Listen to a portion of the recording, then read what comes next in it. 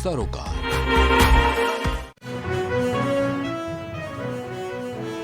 तुर्की से लौटे जवानों से मिले प्रधानमंत्री मोदी, ऑपरेशन दोस्त की तारीफ की।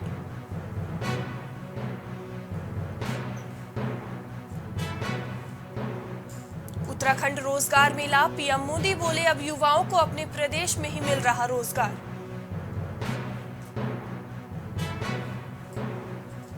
अमित शाह ने कहा, पीएम ने पूर्वोत्तर में विकास के नए युग की शुरुआत की, नगा शांति वार्ता को बनाएंगे सफल। जेपी नड्डा ने कांग्रेस शिवसेना को बताया वंशवादी, कहा पीएम मोदी ने छात्रों को निकालने के लिए यूक्रेन युद्ध रुकवाया। तमिलनाडु के सीएम स्टालिन ने विदेश मंत्री को लिखा पत्र, कहा श्रीलंकाई लोगों ने भारतीय मछुआरों पर किया हमला।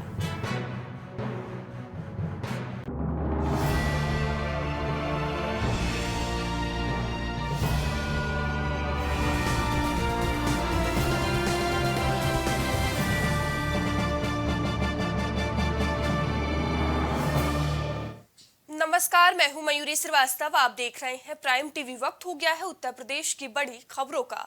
खबर आगरा से है, जहां ताज महोत्सव का आज रंगारंग आगाज हुआ और इस दौरान उच्च शिक्षा मंत्री योगेंद्र उपाध्याय ने फीता काटकर महोत्सव का उद्घाटन किया।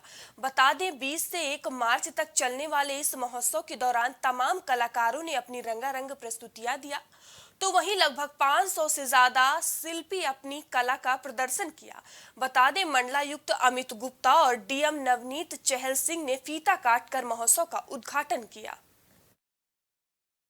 ताज महोत्सव का क्या आज रहने वाला है, क्या क्या होने जा रहा है इस ताज महोत्सव में? देखिए, ताज महोत्सव आगरा में बहुत वर्षों से आयोजित होता है और ये कला, संस्कृति और उसका अपने तरह तरह के पकवानों का ये एक यहाँ संगम है और जो संगम होता है वो अपने आप में तीर्थ बन जाता है। तो ये एक तरह से एक तीर्थ है पर्यटकों के लिए भी और आगरा वासियों के लिए भी, जो यहाँ उनके हर तरह की वैरायटी उनको अवेलेबल है। पूरे देश के कोने कोने से यहाँ पर शिल्पकार आए हुए हैं, कलाकार आए हुए हैं और जिन्होंने अपने अपने ये बनाए हैं। अरे बस बस बस अरे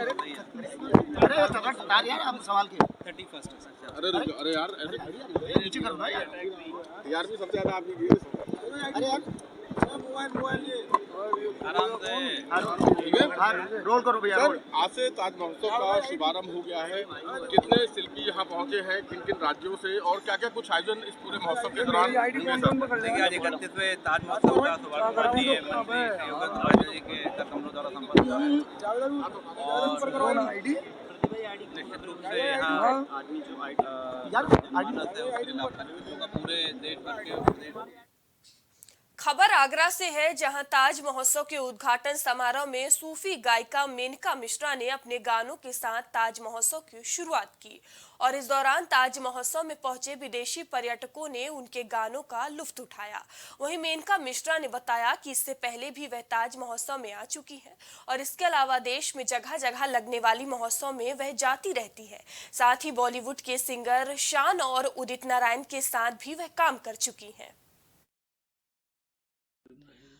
ताज महोत्सव में पहले तो सबसे पहले मैं थैंक्स बोलूँगी जिला प्रशासन को, जिन्होंने मुझे इनवाइट किया यहाँ ताज महोत्सव में। मैं पहले भी 2017 में भी आ चुकी हूँ और ये मेरा दूसरी टाइम था। तो यहाँ पे मैंने डिवोशनल भी गाया, सूफ़ी भी गाया, फोक भी गाया और स्पेशली ऑडियंस को सूफ़ी बहुत अच्छा लगा क्योंकि मैंने सूफ़ी ज़्यादा रखे थे, तो उनको बहुत ही अच्छा लगा और इतने खुश हो गए। इतने फॉरेनर्स थे, वो सारे मंच पे आ गए और मैं बहुत टाइम तक मंच से नीचे नहीं उतर पाई, इतनी सेल्फीज़, और तो एक बहुत अच्छा अनुभव रहा।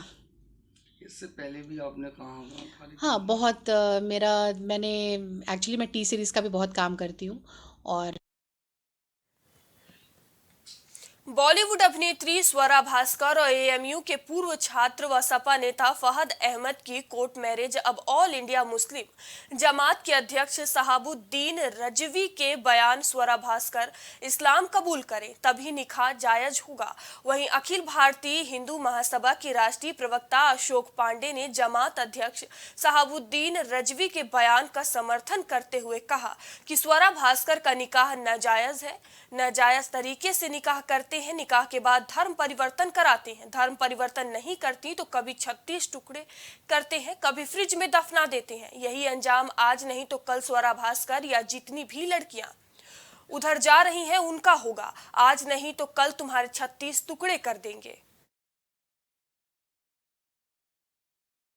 मौलाना साबुद्दीन रिजवी ने जिस तरीके से स्वरा भास्कर के निकाह को नाजायज बताया है, ये बिल्कुल सही बात है। हिंदू धर्म की बेटियों के साथ इस तरह के जिहादी नाजायज तरीके से निकाह करते हैं, बाद में उनका धर्म परिवर्तन करवाते हैं, और जब वो धर्म परिवर्तन के लिए मना करती हैं तो कभी 36 टुकड़े करते हैं, कभी फ्रिज में दफना देते हैं। यही अंजाम आज नहीं तो कल स्वरा भास्कर या जितनी भी लड़कियां उधर जा रही हैं उनका होगा। बिल्कुल सही बात है। नाजायज काम करने के आदी हैं ये लोग। हम हमेशा से कहते हैं इन नाजायज लोगों की नाजायज बातों को मानना बंद करें। हमारी बेटियां गुमराह ना हो, ये जिहादी हैं।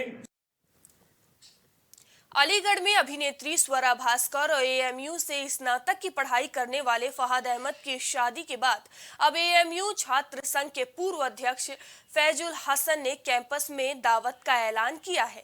एएमयू कैंपस में दावत पर एएमयू छात्र संघ के पूर्व उपाध्यक्ष नदीम अंसारी ने इसका विरोध करते हुए एएमयू प्रशासन और जिला प्रशासन से कार्रवाई की मांग की। एएमयू छात्र संघ के पूर्व उपाध्यक्ष नदीम अंसारी का कहना है कि एएमयू एक शिक्षण संस्थान है, इस तरह की एक्टिविटी एएमयू में शोभा नहीं देती।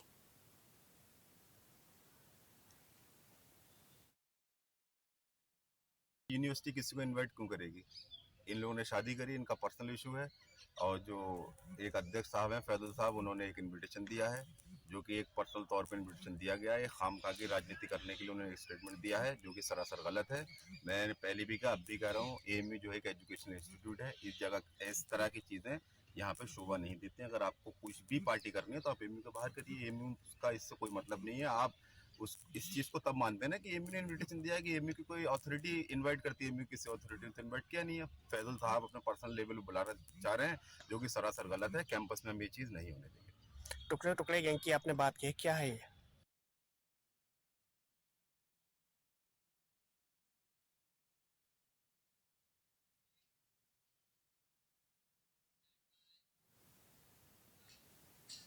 औरैया अजीतमल तहसील क्षेत्र में एआरटीओ रिहाना बानो ने अमीनों के साथ बैठक की, जिसमें आरसी बकाये को लेकर बैठक की गई। अभी तक अजीतमल तहसील में कुल 73 आरसी अमीनों को वितरित की गई, जिसमें से लगभग 30 लाख रुपए की वसूली हुई। वित्तीय वर्ष 21-22 में कुल 50 आरसी वितरित की गई थी, जिसकी बकाया राशि 59,37,000 थी। इसमें से 29,87,000 रुपए वसूला गया, जबकि वित्तीय वर्ष 2022-23 में कुल 23 आरसी जमीनों को वितरित की गई।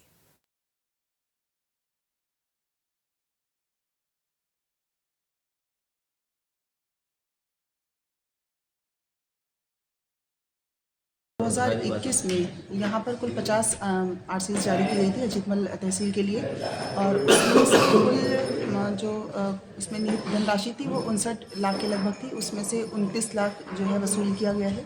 और अभी फरवरी में कुछ 23 आरसीज जो हैं वो और नई जारी की गई हैं, तो उसी के सिलसिले में बैठक की गई है, क्योंकि अब फाइनेंशियल ईयर ख़त्म होने वाला है, तो उसमें जितने से ज़्यादा वसूली हो जाए तो उसकी कोशिश की जा रही है। अजीतमल तहसील में अभी तक टोटल कितनी आरसी हैं? 73 आरसी, दो ईयर में। जी। खबर औरैया के विदुन्हा से है, जहां जिला पंचायत औरैया के तत्वाधान में राज्य स्तरीय क्रिकेट प्रतियोगिता का आयोजन किया गया, जिसमें भाजपा इटावा लोक सभा क्षेत्र के अध्यक्ष और जिला अधिकारी व पुलिस अधीक्षक चारू निगम के साथ कई लोग पहुंचे। इस दौरान सभी अतिथियों ने यूपी एवं राजस्थान क्रिकेट टीमों के खिलाड़ियों से परिचय के बाद सामूहिक रूप से सांसद ने फीता काटकर प्रतियोगिता का उद्घाटन किया और अतिथियों और खिलाड़ियों ने राष्ट्रगान गाकर प्रतियोगिता का शुभारंभ किया।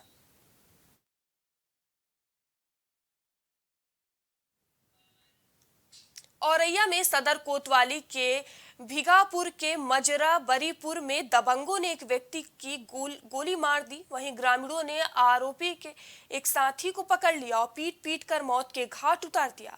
वहीं सूचना पर पहुंची पुलिस ने दोनों शवों को कब्जे में लेकर पोस्टमार्टम के लिए भेज दिया और मामले की जांच शुरू हो गई। इसके साथ ही पूरा गांव छावनी में तब्दील हो गया।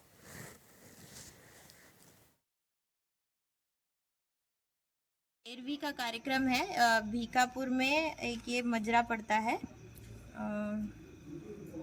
बरीपुर माखी, ये मजरा है। इसमें एक मृतक है भोले सिंह, ये 85 वर्ष के थे। इनकी 13वीं में 2 पक्ष इनवाइटेड थे, एक बबलू सेंगर और एक रामवीर रजावत। इन दोनों के परिवारों को बुलाया गया था। पूछताछ में ये बताया गया है कि इन लोगों के बीच में पूर्व से 15-20 साल पहले से एक कसीदगी व्याप्त है। बबलू सेंगर के भाई पप्पू सेंगर का मर्डर कुछ साल पहले हुआ था, 15 साल पहले, जिसमें ये मृतक जो हमारे रामवीर रजावत है वो। घटना कुछ नहीं, पापा हमारे बैठे थे, हम यहाँ पे बैठे थे और 2-3 लोग सभा में बैठे, 3-4 लोग आए, उन्होंने घेर लिया। एक गोली मार दी बीच में, खड़े खड़े पीछे से। बबलू सेंगर, रविंद्र सेंगर, बीरे सिंह सेंगर और वो नरेंद्र सिंह सेंगर, ये भीकापुर के। और अमर सिंह सेंगर और थे, जगमोहन सेंगर और थे। पुरानी लड़ाई थी वो। हाँ, बीरे सिंह सेंगर ने बजा दिया। पुलिस ने भी कार्रवाई की सबके नाम। बाबा थे गांव के, एक बाबा जी थे, कैप्टन साहब हैं विश्राम सिंह सेंगर, उनके पिताजी की 13वीं थी। ठीक है, तो यहाँ सब पूरा गांव खाना खाने आया हुआ था। तो हम लोग सब लोग खाना खा रहे थे, चाचा जी खाना खा रहे थे, हम लोग खाना परोस रहे थे सभी लोगों को।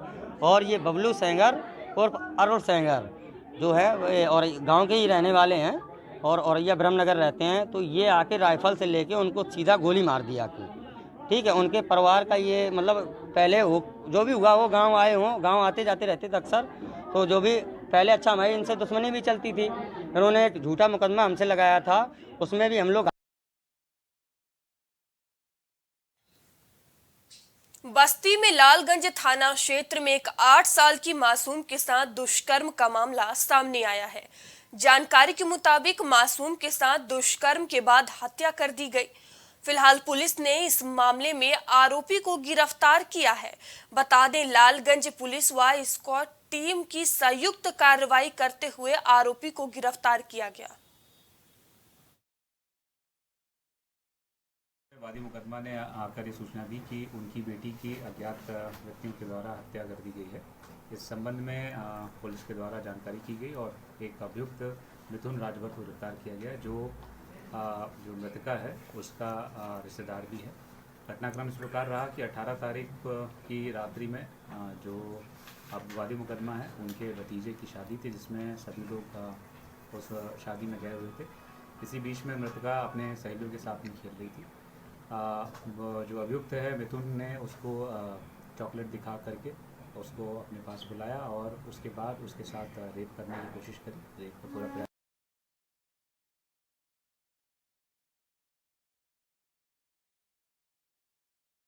बस्ती के गांव से 8 साल की मासूम के साथ दुष्कर्म का मामला सामने आया है, जहां दुष्कर्म के बाद मासूम की हत्या कर दी गई। और इस खबर पर हमारे संवाददाता बस्ती से गौरव हमसे जुड़ेंगे। गौरव, 8 साल की मासूम के साथ दुष्कर्म के बाद हत्या का मामला सामने आया है, क्या कुछ पूरी घटना है?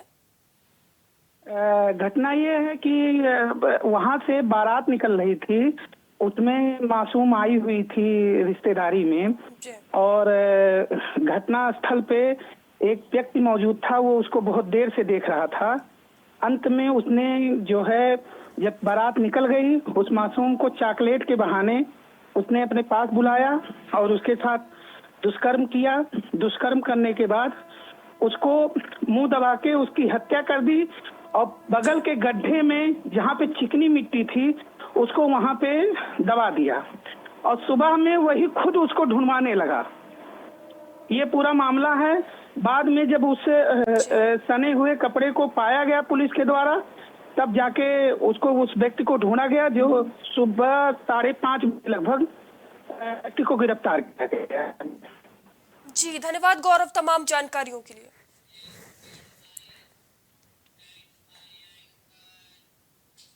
खबर यूपी के जनपद चंदौली से है, जहां पर बहुचर्चित दवा व्यवसायी धीरज गुप्ता के हत्याकांड के मामले में पुलिस को सफलता हाथ लगी है। जानकारी के मुताबिक पुलिस ने आरोपी को हथियानी गांव से गिरफ्तार किया है। वहीं पुलिस ने आरोपी के पास पिस्टल बरामद किया। 11 फरवरी को शाम को लगभग 7:30 बजे के आसपास एक मर्डर हो गया था, जिसमें एक दवा व्यापारी जिनकी दुकान थी हथियाने के अंदर, उनका मर्डर कर दिया गया था। तत्काल इसमें पुलिस मौके पर पहुंची, इसमें SHO CM द्वारा सभी के द्वारा तत्काल उनको मौके पर पहुँचाया गया था। उसी का खुलासे के संबंध में आज प्रेस कॉन्फ्रेंस की गई है। इसमें जो मारने वाला अभियुक्त है, उसका जो मृतक है, उससे रंजिश रखने का मामला सामने आया है। इसमें किसी भी प्रकार की, जैसे बीच में जब आप सबसे बात हुई थी कि लूट का मामला नहीं था, ये रंजिश का मामला सामने आया है। एक महिला को लेके, जिसमें मृतक की महिला से बातचीत होती थी, उसी को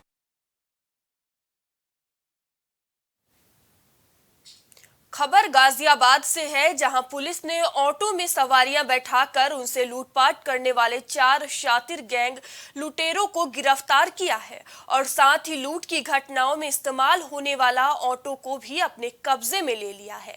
बता दें, गिरफ्तार बदमाशों में से 3 बदमाशों पर पहले भी आपराधिक मुकदमे दर्ज है और अब पुलिस गिरफ्तार बदमाशों को जेल भेजने की कार्रवाई कर रही है। दिनांक 9 फरवरी को एक बुजुर्ग महिला, जो कि थाना नंदग्राम क्षेत्र की रहने वाली हैं, वो नरेंद्र मोहन हॉस्पिटल के पास से ऑटो लेकर अपने घर थाना नंदग्राम क्षेत्र में आ रही थी। रिवर मेट्रो स्टेशन के पास से और मेरठ तिराहे के बीच में उनके साथ जो ऑटो में सवार लोग थे, उनके द्वारा इनसे एक बाली जो कि पीली धातु की थी और एक अंगूठी जो कि पीली धातु की थी, इनसे लूट के गई थी। इनकी तहरीर के आधार पर थाना नंदग्राम पर मुकदमा पंजीकृत कर लिया गया था और घटना के अनावरण के लिए टीमों का गठन किया गया था। उसी क्रम में आज 4 अभियुक्तों को गिरफ्तार किया गया है। इनके नाम नदीम, साकिर, सोनू और लोकेश हैं।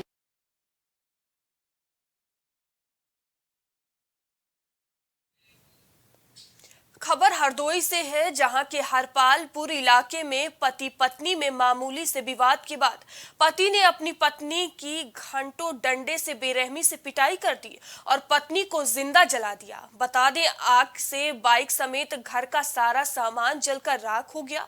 इसके बाद मृतका के पति ने पुलिस को शॉर्ट सर्किट लगने की सूचना दी। वहीं मौके पर पहुंची पुलिस ने शव को कब्जे में लेकर पोस्टमार्टम के लिए भेज दिया। ऐसे मारन लगे आए तो मारन लगे तो डंडा लेके पूछे में काहे दिल लगे। हाँ, अब फिर मम्मी चिल्लाने नहीं है, पहले चिल्लाने, पहले मरते रहे, जब चिल्लाते बाद में यहाँ चिल्लाने, बाद में शहर नहीं दे का कहीं ना कहते हैं शहर नहीं भाई, अरे मारे भाई शहर नहीं पकती, पहले मारती रहे तब नहीं तो रोने नहीं दे, बाद में चिल्लाने बहुत तेजी फिर डंडा ही रहा है। कितना मोटर लग रहा है। हाँ, और फिर मारते मारते ले गए कहाँ गए, कमरा ऐसे कभी अपने पाए न गए कि खींच गए। एक महिला को जीवित जलाने का मामला है, उसमें क्या कार्रवाई की गई है? ये ग्राम मिर्कापुर, थाना हरपालपुर में पुष्पा देवी जो 46 वर्ष की थी, इनके पति धर्मेंद्र सिंह ने इनको सिर में मारा और बेहोश होकर गिरी। इसके बाद छप्पर में आग लगाकर और जला दिया, जबकि उसका ये कहना था कि शॉर्ट सर्किट से लगी है। इसमें अभियोग पंजीकृत करके इसको गिरफ्तार करके जेल भेजा जा रहा है।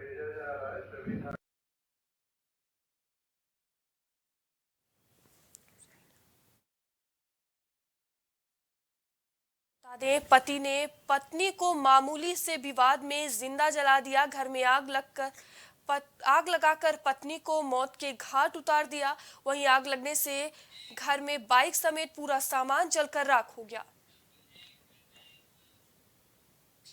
खबर रायबरेली से है, जहां अनियंत्रित तेज रफ्तार ओवरलोड मोरंग से लदा ट्रक सड़क पर बनी पुलिया के पास अनियंत्रित होकर पलट गया, जिससे ट्रक ड्राइवर गंभीर रूप से घायल हो गया। जिसके बाद स्थानीय लोगों की मदद से घायल ड्राइवर को इलाज के लिए अस्पताल ले जाया गया, जहां उसकी हालत गंभीर बनी हुई है।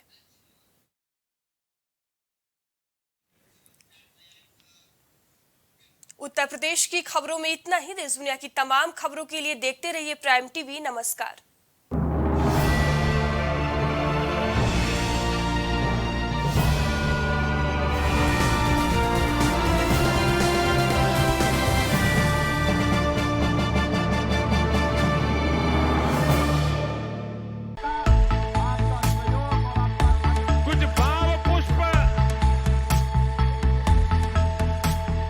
आप देख रहे हैं प्राइम टीवी, सच साहस सरोकार।